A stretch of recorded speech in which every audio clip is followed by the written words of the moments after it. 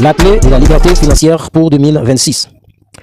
Et si le vrai problème n'est pas le manque d'argent, c'est plutôt où cela pourrait être un manque de clarté. Beaucoup travaillent dur, mais peu avancent librement. Pourquoi? Parce qu'ils confondent la priorité de vie et les buts des vies. Une chose est sérieuse.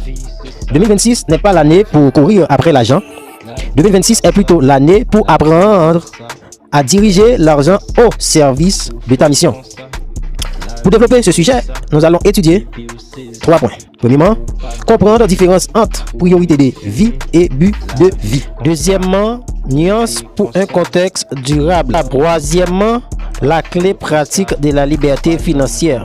Différence entre priorité de vie et but de vie. La priorité de vie, c'est ce qui te permet de survivre, payer les factures, manger pour rester en santé, se loger, répondre aux urgences, se divertir. La priorité de vie. Le but de vie en elle-même, c'est ce qui te permet de vivre. Ta vision concrète, ton appel distinct, ton impact durable, ce que tu vas laisser derrière toi. Le danger, quand tu fais de la priorité une prison, bon, c'est ma priorité, je ne bouge pas, tu vas perdre de sens, oublier facilement que le but est la direction de la liberté financière.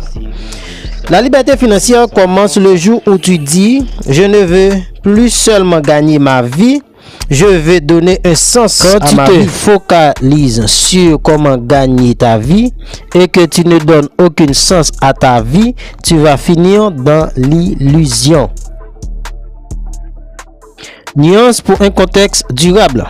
La sagesse n'est pas d'opposer les deux, mais de les aligner, les converger dans la même direction. C'est ce qu'on appelle homogénéité du contexte. Souvent, quelqu'un qui a une priorité sans but finit par se lasser, tomber dans la fatigue, accumule du stress, se trouver dans un cercle sans fin.